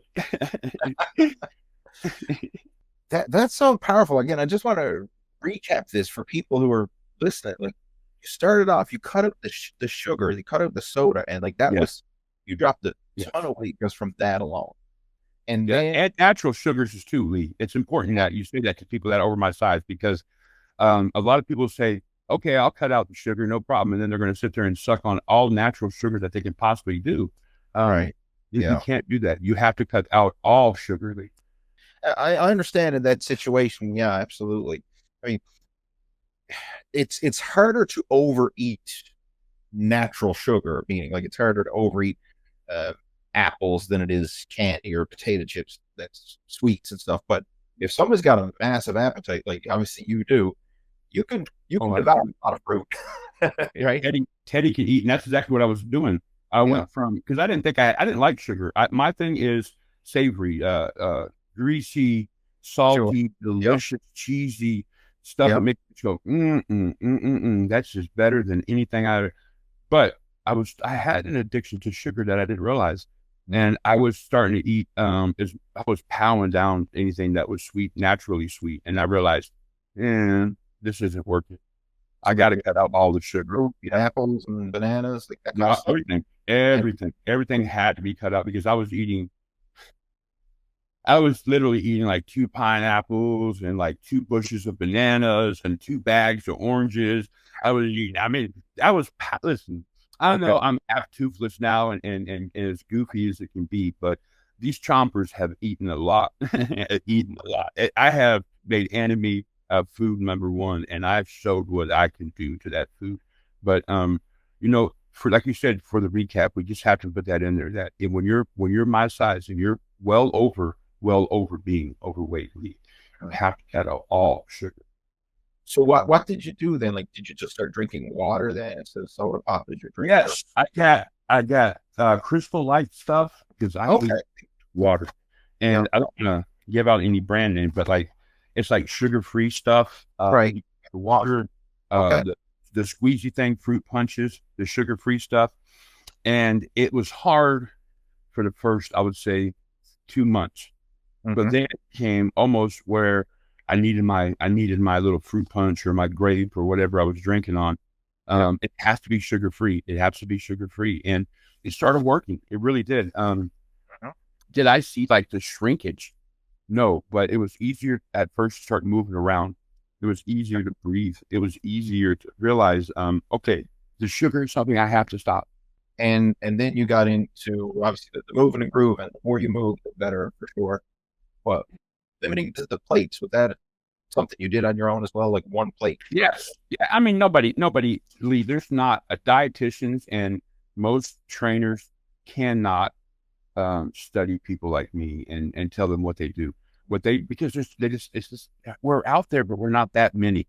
Our numbers aren't that great. And I'm glad. We don't need people my size in the world. We need feelings, and we need smiles. But I went to dietitians. I went to oh God, yeah. I went on yours. I was like looking at some of your old protein things, like, the coffee cup protein, and you put it in the microwave, and through some of your stuff. I'm like, I did it with Lee before. I can do it with Lee again. I did it with Lee before. I can do it with Lee again. And I said, forget Lee. I hate Lee. I hate you, Lee. I hate these recipes. I don't like you no more. I don't want these, Lee. Put some cheese in it, Lee. Put some sour cream. Put something in it, Lee. It was I love you, Lee. We're doing it, Lee. Right. Got it. To where other dietitians locally and stuff were like, well, you have to count calories. You have to do this. And I said, well, I guess this isn't going to work for me. Thanks for wasting my money and my time. And I just get so mad. Now, I went through cramps like you wouldn't believe, with the workout and the moving and grooving. My legs, and oh my God, they're nonstop. I would wake up in the middle of this night just hurting so bad, but I worked through them because my body wasn't used to moving and grooving and trying to walk and trying to squat and trying to do these things. Your body's going to hurt too. And I'm telling you, it's just the last little resistance that the fat's trying to hold on. Cramping will go away. It's going to hurt, but after a while, it will stop and you will be able to continue to move and groove. It's so important that we tell people the portion plate. I came up with that all by myself. I would take your advice. I would take these other people's advice, and I was watching a few other people, and I said, wait a minute. Lee is not eating enough. These people are not eating enough. How are they surviving? And in my head, the battle was, I'm going to die if I stop eating, because you have to have food. Everybody says you can go like this long without food, this long without water. And I was thinking to myself, oh my God, I'm going to die. I'm doing all of this just to die. I don't want to stop. In my head, I was so convinced that the portions I was eating was sustaining my size. And if I didn't, I was going to cramp. I was going to pass away from lack of nutrition. Yeah, you convince yourself, you lied. Become the best liar you can ever be to yourself. And then I just said, okay, how can they live on something so small on their plate? How do they get full? And so I started doing that. I went to 1 plate and I put it on the plate. And no matter what, if it was, I would lick the plate sometimes, be like, can't you just be some more crumbs? But while, Lee, after a while, Teddy said, well, okay, what if we go smaller on the plate? Instead of having the big dinner plate, let's get that medium-sized plate. And that's what I did. And I really understood then that I'm not, and now that I'm only doing literally 3 ounces of broth, well, 3.5 ounces of broth a day right now, I literally have reprogrammed my brain to understand that you don't need food to live. You need the ability to understand food isn't your life. Like I said, I just want to say thank you for this opportunity, not just for me, but for the other people that are my size that are going to be listening to this from maybe, a week from now, a year from now, 2 years, 10 years from now, that we don't know where they are and their journey right now on their transformation or getting their life back. But we do know one thing, that if you stop all sugars, now remember, I'm talking about people my size that are really, really big, the super size people. If you stop all sugars, yes, you're going to be miserable. You're going to have a migraine and a headache. You're going to feel like you're going to throw up. It's chemicals leaving your body. It's the sugar leaving your body. You're okay. I'm here. I made it. And once you understand, only do 1 plate 3 times a day. No snacks. No snacks. Do not sit there, chew gum, sugar-free candy, sugar-free water. Whatever you put in your water, have to make it your new thing. And then once you get comfortable with that 1 plate, when you realize, hey, I'm not going to die from and I don't have to eat 2 boxes of pizza, 5 buckets of chicken. I don't need a whole bottle of hot sauce to pour on it. Then you realize, wait a minute, okay, I might be able to do this. And then you go down to a plate. You go down a size plate. And Lee, that's exactly kind of what I've been doing with the moving and the grouping and doing what I can to try to live for tomorrow and not just live for now. That's such a slap in the face to the nutrition, but it's such a practical advice, because this is something that people can actually wrap your head around. It's simple. That's what we need more of. We need more of simple, actionable stuff. So step 1, if you're drinking regular soda and sugar, don't overthink it. That's just do that first. Let's do step 1. Cut out the soda. With my community, Lee, you can't say whatever. We're master manipulators when it comes to eating food. Right. It's every bit of sugar. Every sweet has to go, right? And in your case, even fruit, because you'll manipulate that too. Right? I did, Lee. I was literally eating 2 bushels of like a big old gorilla. I was sucking them things down like I was the goat throat of Mississippi. You know what I mean? I was sucking the bananas down like I was making the military happy again. I can't even imagine that. 2 bushels of bananas, that's 2 weeks for me. That's 2 weeks worth of bananas, right? That was a good snack for me. Yeah, a good snack. Oh, that's crazy. But again, I appreciate you for sharing this, because we have to look at that and the 1 plate, just to control those portions. And when you were doing that, were you mindful of what was on the plate, or was it still anything? Didn't care.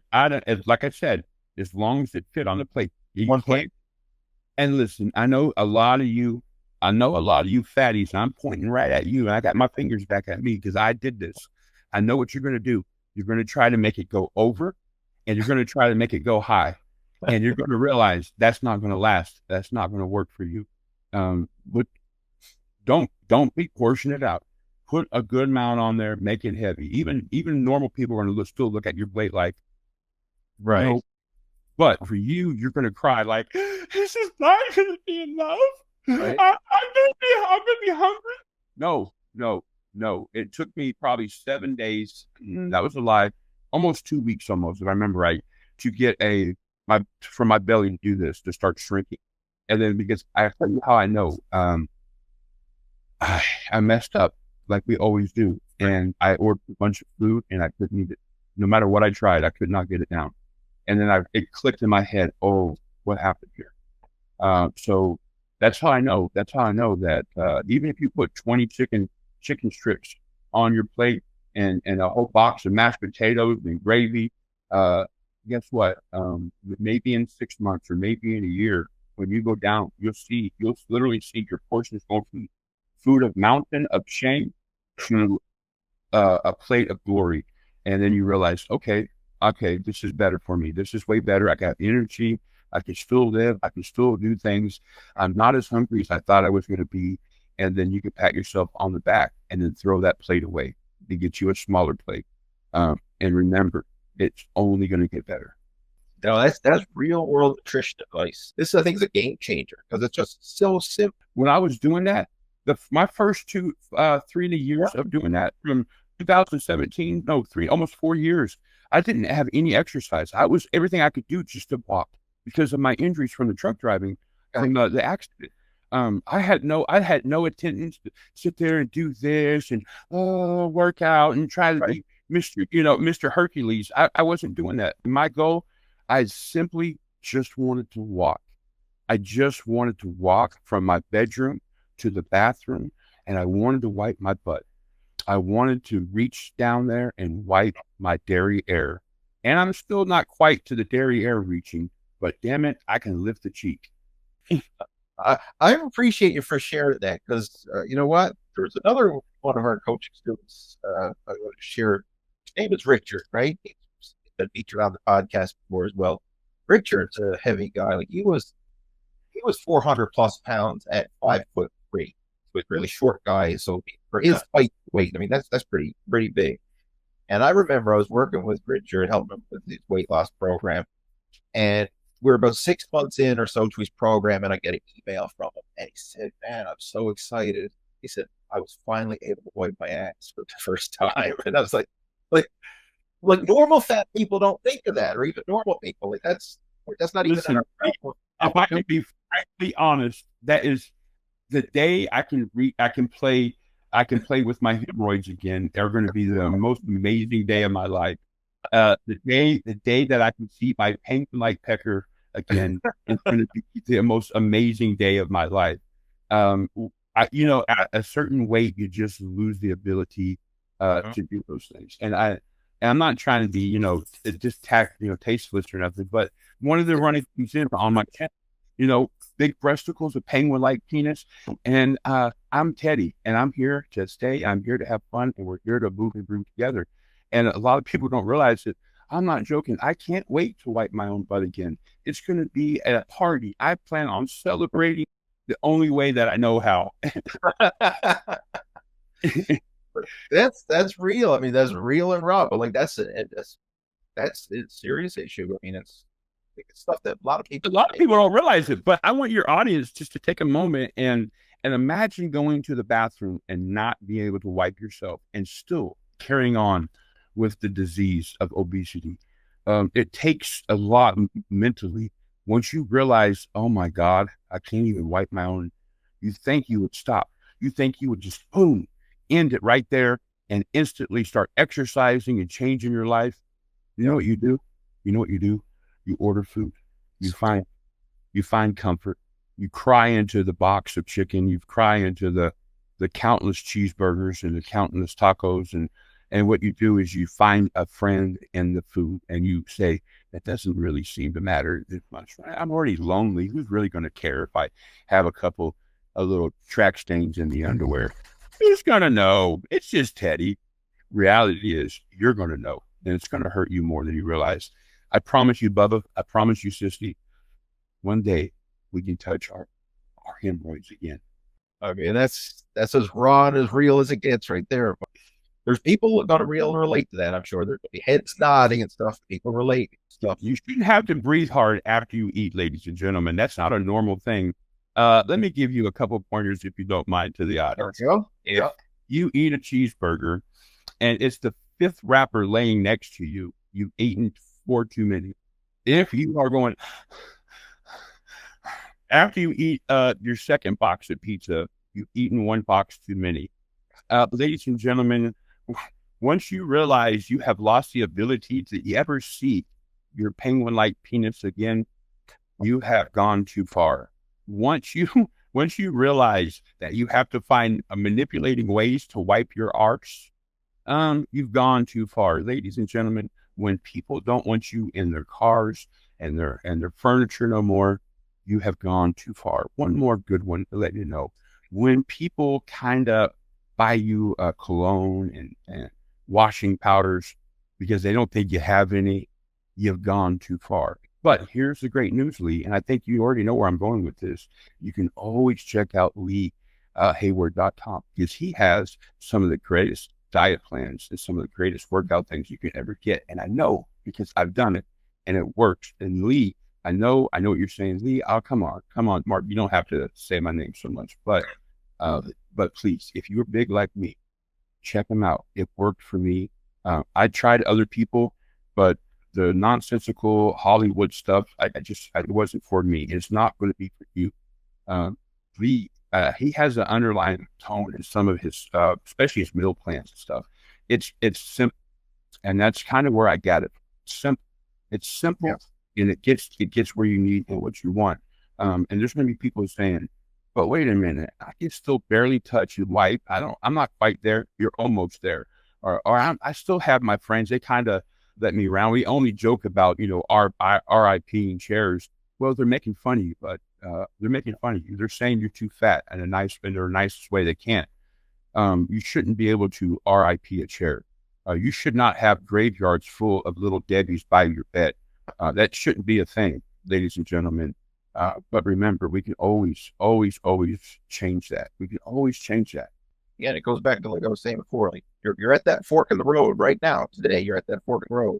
Where are you going to be if you keep going down the path you're on in 5-10 years? Or if you're even going to still be here in 5 to 10 years? Like, realistically, especially if you're really heavy, realistically, are you going to That's what the doctor told me, Lee. They said, you can work out and you can lose weight the natural way, Mr. King. But the reality is, by the time you get there, you'll be dead. You're too old and you're too overweight. And once I realized that I needed the surgery, by the way, it was the scariest thing I ever did. I didn't know if I was going to wake up. The bruise on the liver was massive. You guys can go back and look at it again. The surgeon, it was supposed to be an hour and a half surgery, Lee. It lasted over 3 hours. He said, even though I went on the liver reduction diet and I did all the right things, the liver was still fat. They literally had to it was like you said, they literally had to work me out just to get the stomach to do the sleeve. And I'm not going to waste that talent. I'm not going to waste the surgeon's talent and the effort that he put in it. But it was the scariest thing I ever did. And I know there's people out there that are thinking, should I do the gastric sleeve? I would say yes. If you're my size and you've already tried working out and you've already tried diet plans and you're stuck, and you know that you're physically stuck, you can't just go to the gym. You can't just go for a run. You can't do a push-up. Maybe you can't do a sit-up. Maybe you have internal problems that you just can't do certain things. Consider the sleeve. That's all I'm saying, is consider the sleeve. And then after that, or even before that, try to make sure you have a workout plan and a diet plan set so that your victory isn't your victory alone. That you don't find victory in food and celebration in food anymore, but with others, with your community, and with people that truly do love you and respect you. Because believe it or not, there are people that will respect you and love you because you decided to take your life back. And I believe you can agree with that, Lee. Absolutely. I mean, I respect, how you're sharing this. You're very well spoken on how you can articulate the challenges that you're going through. I mean, I know you lived it, you're living it, you've lived it for so long, but to be able to articulate that like you are, that's, I can relate challenges and struggles you're going through. This is where you come in. And when you said that you would help, we had a party on our show. It was an amazing moment because I knew a Body by Lee. I keep saying Body by Lee, hashtag Body by Lee, everybody. Right. I keep saying it, but because, I do get millions and millions and millions of views and millions of people watching Teddy. And I realized I need somebody. And when Lee said, I will help, we'll help you and we'll help your community. I knew that not only I was going to get better, but millions of people are going to get better. Lee, let me ask you, if you don't mind me asking you a few questions. What do you see Teddy in 6 months with your program? As far as weight's concerned, I really don't know. And the reason why I say that, because I don't know how fast it's going to be dropping with your current eating situation that you're going through and that. But what I can see is a more mobile Teddy. That's what I'm focusing on now, is just the mobility. The weight is sure it's going to come down. It's inevitable that it's going to come down because calories in, calories out at the end of the day. I know we're not counting calories, but you're in a big calorie deficit right now. Yeah, that's one of the things I wanted to discuss as well. Like, what's your current eating now with this? And another thing I wanted to ask too, like, you mentioned gastric sleeve. So, like, with this, when you say a sleeve, does that mean like there's a sleeve around your stomach now preventing it? Okay, so let me show your audience. Is that removable? Like that sleeve? Yeah, yeah. Okay. No, it's not reversible. Okay. So what they do is they come in, they open you up in 6 spots, and here's your liver over here, and then my stomach was like this, like it was massively huge. Right. And so what they do is they cut it out. So my new stomach's right about here, and it's less than the size. It's like kind of like this. So they re-sew it, they cut it out, and they re-sew it, and they don't detach it from your intestines or nothing. They just make your stomach 88% smaller than it was, and then that's what you have. You can kind of feel where they where they had to cut through. Even a surgeon said that he had to cut through way more muscle than he anticipated, which made it a little bit more difficult because I'm already fat. And so now I have 88% less stomach than I have, which is about an ounce, a little more than an ounce of fluid at a time. There's this little tiny tummy inside, right? Yeah. And it's a massive guy. Yeah, a small little fuel tank in this massive guy. And so, like, what can you eat now or drink? Because that's like I've seen you do a video the other day with a little cup of broth, and you're just like sipping it. That's it. That's it. That's all. And it takes me about 30 minutes to do that. It takes me 30 minutes and about 20 reheats. And Chef Mike, the surgeon, told me on the 27th, because I have the diet, his diet plan and stuff here, what I got to follow so that I don't end up in the emergency room. I'm eating baby food on the 27th, but I don't think I'm ready for that. I think I want to try to hold off and not till I know he watches my channel. So hopefully he's not going to, I want him to see it, but I don't want him to see this. But I plan on pushing the broth for another week. Just because I'm just now getting more energy. Because my energy after surgery, the 3rd day home, I started feeling like, whoa, yeah, buddy, 5-hour energy. Who needs one? Let's go do something. And my stomach's like, no, you're not gonna do nothing. And I'm like, ow, ow. And I'm still hurting in the side from trying to do stuff. So, but then my energy just kind of, because I had nothing in the tank. Right. I just can't. I want to work out, but every time I get 5 minutes into it, I'm just almost exhausted to the point where I want to take a nap. Right. So, and he said, what your body's doing this right now with your chemicals and hormones and everything. But I kind of feel like now I kind of have the energy and I kind of know where I'm at. And my goal, to get back to it, Lee, my goal is to try to push the broth, creamy broth is where I'm at right now with like sugar-free gelatin or drinkable yogurts, which I do not do. I don't like the texture of yogurt at all. And I'm going to try to do it for another week just to try to let my system know that I'm in charge. And then I'm going to start the baby food. And now the doctor said, and he's not a nutritionist, and he even said he's not a nutritionist. And I kind of want to lean on you, Lee, for this. When I start the food, after it's about 3 weeks, I can start eating a normal food. I want to kind of lean onto you for the diet. But until then, it's the broth. It's about 3 ounces, and it takes me a long time. And you can't drink anything after it because you'll just wash it right through. And then I'm going to go to baby food for a week. And then after that, he said you can start having steamed broccoli that's mashed potatoes, mashed broccoli, things that are very soft. And then after that, you can start eating normal, but it has to be small pieces and it has to be chopped up really fine. It's meat and soft food. And then gradually, like week 5, week 6, you can go and just buy a cheeseburger and eat a cheeseburger. You have a regular meal. And that's kind of where I'm hoping that Lee Hayward will be able to do a diet plan for Teddy, because I know that you do personalized diet plans, and I know that we're being able to do that. I mean, that's literally it. My coffee cup, it's smaller than this one, and it's literally about 3 ounces of broth and creamy soup. And I'm doing chicken broth, bone broth, vegetable broth, chicken and beef broth, and I get like creamy soup, like roasted chicken, cream of salt, cream of mushroom. And I put 1 spoon and I kind of stir it in with the broth, and then I microwave it, and that's it. And I'm learning now. It's taken about 7 days, but I'm learning. My body's kind of getting leveled out, and I'm like, okay, I still have a little energy. I'm starting getting energy off it. So that's kind of what I want to do. Is I was kind of wanting to push the broth maybe a couple more days than I should have. Are you doing any vitamins or anything like that now, or electrolytes or things like that? I have to do this multivitamin thing. It's chewable. I have to do that because they did get rid of my stomach, and I have to. So I do have to do that. It's a Fusion or something. So I can't remember the company. I don't really like the taste of it, but it's chewable right now.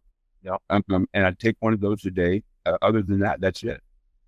And water, about 60 ounces of water I'm supposed to get down. Honestly, I've only made that twice.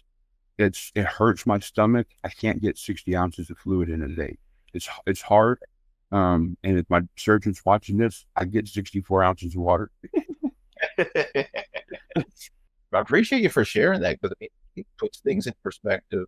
I know we'll probably blow this up soon, because it's been a lot of conversation. And I'd love to have you on for maybe a second part of this podcast. Absolutely.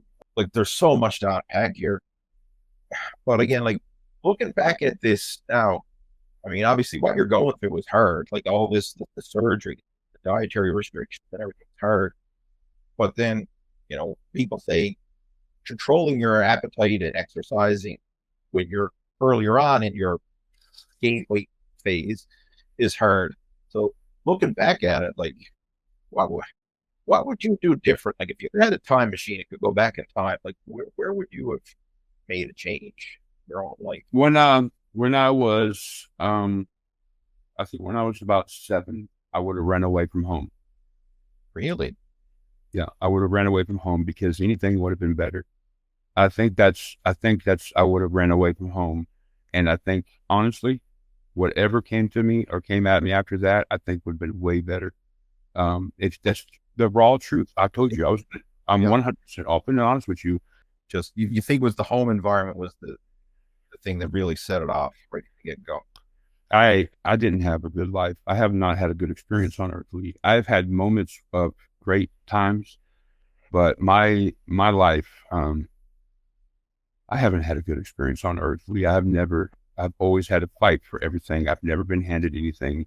And the love was always violent or manipulation or sexual. It was never just love you because you're supposed to be loved, or we want you because you're supposed to be wanted. It was always, what can you do?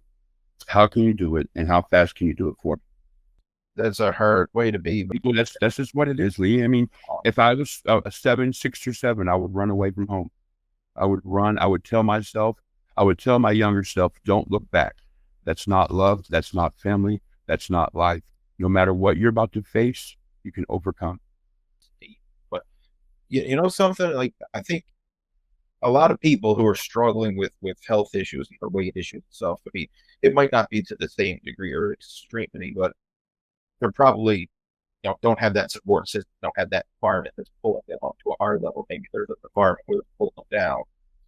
And the thing is, obviously, try and get around people who are going to pull us up to a higher level, but sometimes it's hard to do physically, like in your own world. And totally honest, like in my world, like in my personal life, most of my family don't exercise. They're normal overweight, if you know what I mean, like 50 pounds overweight type thing, like the normal overweight people. They're not going to the gym. They don't care what they eat. They're not watching things. Like, they're just surviving. They're doing their thing. They're drinking alcohol. A lot of them smoke. The poor health habits, their poor lifestyle habits.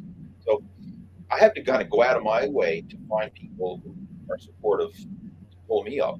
I mean, of course, you find some of those people at the gym and people you choose to be around. That's one of the things that really drew me to bodybuilding, is because when I was competing and I get around other bodybuilders, wow, like, these guys are supportive. Like, I want to be like them, and they help to pull me up to a higher level. But now with the internet and social media, like what we're doing, like we're so privileged to have this because I mean, like, you know, before the internet, we'd never have this conversation, and now it's the next best thing to me sitting there in your living room with you, right? You know, I'm literally talking to Lee Hayward. we're having a chat, right? You know, I'm talking to Lee Hayward. Like, but we can do that now, and that's one of the things that I really like about like within our coaching community that we have, like the whole Also After 40 Blueprint program. Like this is something every single week we do live group conversations like this. We do it through Zoom, and it doesn't matter where you are. You know, you could be in Canada, United States, and Europe. We had guys in Dubai, Australia, like literally right across the globe, and we're all in the same room and just share and have people to support and encourage one another. yes, yes. The fact that no matter where you are, like you said, no matter where they are around the world, you can coach them, you can help them, you can give them a diet plan, you can give them a workout plan, but not only that, you can hold them accountable. And how can you do that? It's like you standing right there in the gym, right there in their home with them. They can have their phone or whatever while they're in the kitchen on your chat with them. Lee, what I'm excited about is for my community to know that they're, because they ask me all the time, and I don't know, I can't tell them diet plans. I can't tell them what to work out on. And so Lee, that's what I'm excited about. And I have a question. When you do personalized diet plans for individuals, and do you count their workout as well, or is that a separate program? No, it's all everything together. It's the nutrition, the exercise, the lifestyle. Like we try to have this holistic approach because it all comes into play. You have the whole thing in one course, basically. Yeah. With the support group, the diet plan, the workout plan, and the capability of reaching out, and the backlog, right? The backlog of your catalog on your channel just alone. Yeah. And as far as the timeline, like a lot of people think, well, like how long is this? Is this like a few weeks, a few months, like whatever? I like to work with people for a year. Like that's what I recommend, because for most people who are trying to make a life-changing transformation, you can't do that in a few weeks or a few months. It takes a year, like, because we're trying to reprogram this, like almost like reprogram your compass, that internal default setting that's been for years pulling you in one direction, and we're trying to reprogram it to automatically pull you in another direction. And that's something that it's not going to happen in a few weeks. What about the people that discouraged? What about the people that did like they're in the program, Lee, and they're working it, they're doing the diet, but they're not seeing the results that they think they should see? Is there a point where you sit down and you say, okay, now reality's hit you, and now these are the results that you're getting because you're not really doing 100% of what you could do? Or is it something completely different? No, that's a conversation. That's an ongoing conversation, and it's unique for everybody because sometimes people are legitimately putting in the work and they're just not seeing the results yet, because there's usually a lag time from the effort you put in and the results you get. And I'll give you an analogy. It's almost like growing a garden. Like I can go out there, I can tend to the soil, I can plant seeds, I can water everything else, and then I go out the next day and I look, nothing.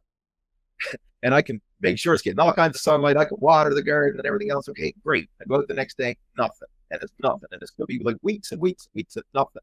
And then all of a sudden you get a little sprout. And like, well, shit, I just put all this freaking work in and all I got is this stupid little sprout. Like, what the hell am I doing? This is a waste of time. But you got to realize, like, you have to let it grow. And your body is very similar. Like, you put in all this work up front. And it's almost like that hockey stick curve where like there's nothing. And then it starts to take off, after several months. And actually, I'm not sure if you read this book on it. Atomic Habits by James Clear. Nope, never even seen it. Never heard of it. And James Clear is the author right there. But in this book, he talks about that, and he refers to it as the plateau of latent potential, whereas you're putting in the work and you're expecting to see linear results, but it's not happening. So there's this, like the effort you're putting in, you're not getting the results to match the effort, and you're like, wow, this is a waste of time. I'm working out, I'm right, nothing's happening. But then you eventually get to the point where it's like a tipping point. And then the results actually start to happen faster compared to the effort you're putting in. It's like that hockey stick curve in a way where you have to be willing to front load the effort to get the long-term results. And that's a big mindset shift for a lot of people. And that's why we recommend going through this for a year, because a lot of times you'll actually see the best transformation in the second half of that year, not the first half. Right? Like, yeah. But this is something I have this conversation with coaches all the time. And everyone's unique, because sometimes people are legitimately putting in the work and they're just not seeing results yet because of that lag time. And then other times people are not putting in the work and think that they should be getting results, right? Like, right. So we got to factor in, like, where are they at? Like, are you really exercising? Are you really improving your eating habits? Are you really doing all this? It depends where someone is in their journey, right? That's an ongoing conversation. And you know what? I think that's the biggest reason why a lot of people fail, is because they have unrealistic expectations. For sure. And that's, you're right. You're right. And another one that I always like to use as an analogy, like, imagine a woman got pregnant, but she didn't know it took 9 months to have a baby. So she got pregnant. She's like, I've been pregnant for a whole month. Like, where's the baby? Like, heck, I don't even have a belly showing yet. I've been pregnant for a full month, but no belly bump, no baby. Like, what the hell? 3 months go by, like, still no baby. Like, I must be a terrible mother. Like, you know, like, think that you're a total screw up, not knowing it takes 9 months for this thing to happen. Right? Yeah. So just imagine if someone was going through that process and they didn't know it took 9 months. They think, oh, it's going to happen in a few weeks or maybe a couple of months. It would be very stressful. Same thing with changing your body. It takes time. And can I piggyback off that? When the first time when I started going to the gym in Pelham, Alabama, like, you're 100% right. I think that's exactly when I started looking for people like you in fitness. Because I was like, I got to the point, I was 450 pounds or something, almost 480 or something, if I remember right. When I started, when I'm like, oh, wait a minute, okay, weight's gaining really bad. I got to go do something, and I started like walking in the pool and then going to the weight room and stuff. And a month, I'm like, I'm just fat. I'm meant to be fat. This isn't going to work for me. And then I found Jaron Lewis. He was working there, and he said, you ever heard of this guy named Lee Hayward? I said, wait, Lee Hayward or Lee Hain? Like, I was thinking, wait, are you talking about like right? I was thinking, like, in my head, like, I think he's thinking of the wrong person. And he's like, no, dude, this Canadian dude. I'm like, a Canadian dude. I'm like, what's the Canadian dude going to do for this big old American? And then I got quickly humbled. I used to literally run and swim in the pool for 2 hours for cardio right after. But don't forget, I would go run on the treadmill. You can see me on my videos. I would go run on the treadmill, 380 pounds, 400 pounds. And no, not 400 pounds, like 380 pounds, 360 pounds. I started running, and I started doing it, keeping up with most of these skinny guys that are normally athletic looking. And I'm like, wait a minute. And I started doing that thing with the spin thing. And then I said, okay. And then I would go hit the gym for 2, 3, 4 hours every day religiously. It literally went from like 30 minutes into the gym to an hour to 2 hours to 4 hours. And I think the most I ever spent lifting heavy when I was practicing my heavy days was almost 4.5 hours in the gym, just hitting. And don't forget, I still had 2 hours of cardio. I would go do another 2 hours of cardio. I would do 2 hours before and 2 hours after each workout. And it was insane. It was insane. I mean, and here's the beauty thing. Not only is it video, captured in video, but there's witnesses. There's witness to my weight loss success. And I felt like I let a lot of people down when I got this size. And a lot of people said, what happened to you, man? Why did you stop this and that? Well, life. But Lee, like, you're right. The birthing thing, when you become pregnant, sure, the doctor says you're pregnant, and a month later you might look at yourself and say, I'm not pregnant. 9 months later, when you got a beach ball and you're going, I hate you, Henry. I hate you. Right? And you're birthing a child, you realize, hey, it does take time. It does take patience, and you can't blame your coach. Right. Yeah. You just can't blame your coach. Yeah. But no, I mean, that right there. I mean, it's a hard lesson to learn, but once people wrap their head around, like, this is a lifestyle. It's not like a short-term thing. There's no end date. Like, that's the thing. Like, a lot of people go on a diet and an exercise program thinking, okay, I'm going to do this for the next 6 weeks or the next 12 weeks or whatever. And they think of it as there's a start and there's an end date. The reality is there is no end date. Like, this is a lifestyle. Once you embrace that this is a lifestyle, there is no finish line. Yeah. Then you're not in a rush. Like, you just enjoy the journey. But accountability is a huge thing. If I didn't, and once I'm not, once again, like if Jaron wasn't my workout buddy, I don't know if I would accomplish as much as I did. I mean, and there was times where I'd say, come on, buddy, come on. No, we got to do it. No, come on, let's go do it. And there's times where he said, come on, we got to go do it. And we would do it. And the results were amazing. But there's people out there that go to the gym in the first of the year with their, when they're, I'm going to lose this weight. They last for a month, 2 months. And maybe they're thinking, oh, summer's here and they want to get their summer body. But what would you tell them is the first thing they can do? Because they probably already had a gym membership this year, canceled the gym membership, thinking about a new one. What would you tell them honestly, right to their face, so they stay strong right before summer? Let's make this simple. Like, let's just break it down simple. So instead of saying like, hey, you got to do this workout split, you got to hit these body parts, here's your sets, reps, and all the exercise. Let's just go for a walk. Like, let's just start with something small. Like, let's make it ridiculously simple. So simple that you really have no excuse. And to make it small, too, in terms of short, because this was another thing. And a lot of times people say, well, I don't have time to exercise. Hey, let's go for 10 minutes. Heck, if you have to, let's go for 5 minutes. I don't care. But like, let's just set a really low bar so that it's so easy to do.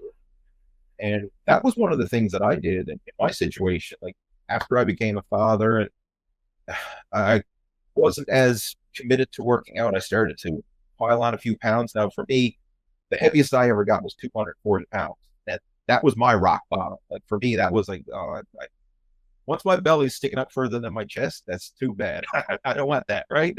You don't want the dicky, dude. You don't want that, right? I don't want that. So that was my rock bottom, if you will. And one of the things that I did to get started again, I said, you know what, I've got to do these 10-minute workouts. So like, sometimes put on the sneakers, get outside and walk up the road for 5 minutes, turn around, walk back. Like, it was so small.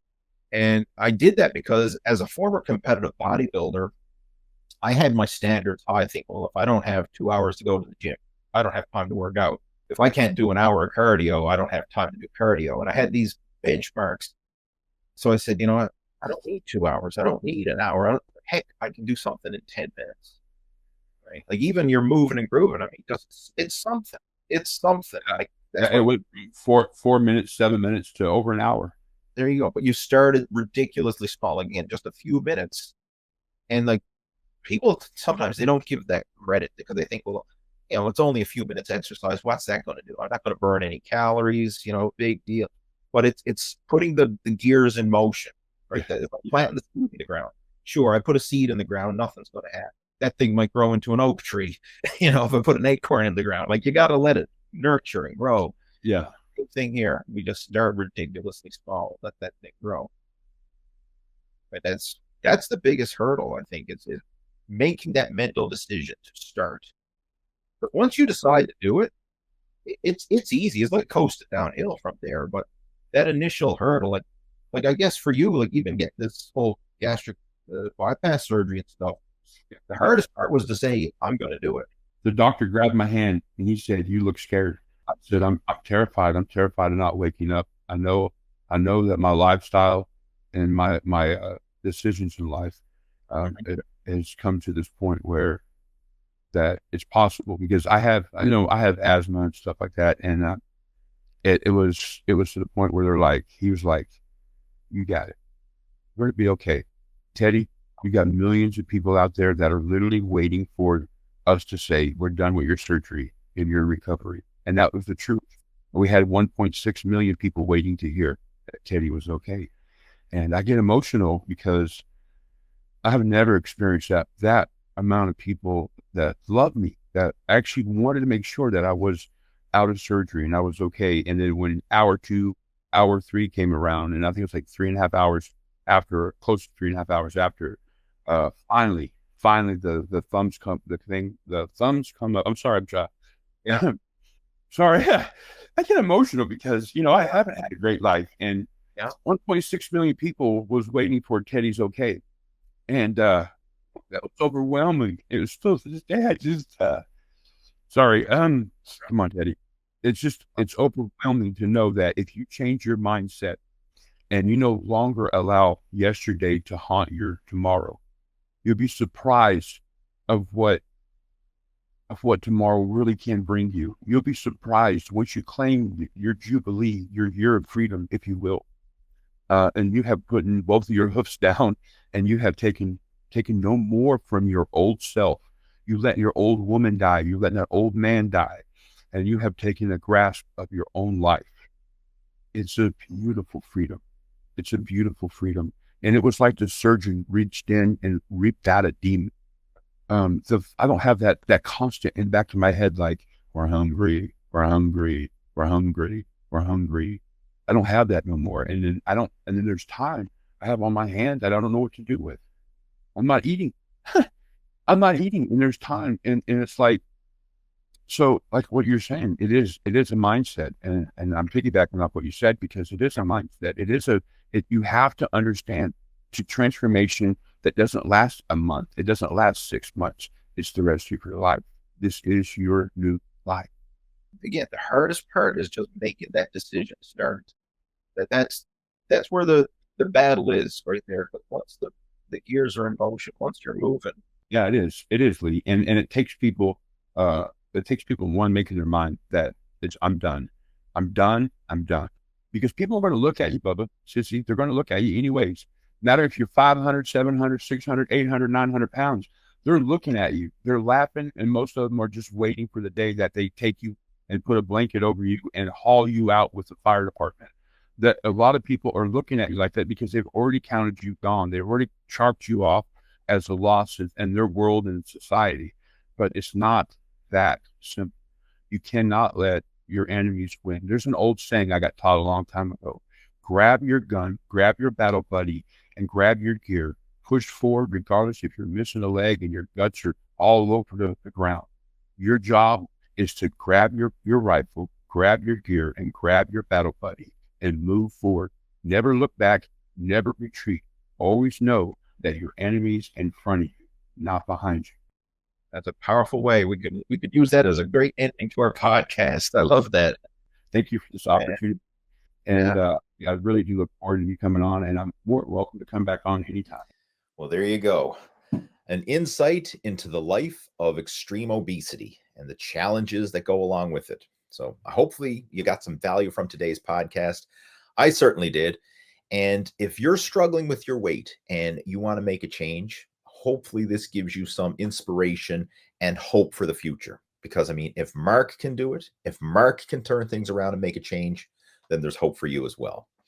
And if you would like some help with your fitness and fat loss journey, whether that is losing extreme amounts of weight, or maybe you just want to lose a little bit, achieve a body recomposition, whatever it is, if you would like some help with a personalized training and nutrition program, along with the support and the accountability to make those fitness goals a reality, feel free to reach out to me. I have my contact information down in the show notes below this video, and we can have a chat, discuss you, your situation, your goals, your challenges, what it is you're trying to achieve, and see if we can map out a realistic action plan that's right for you. So if that's something you're interested in, feel free to reach out to me.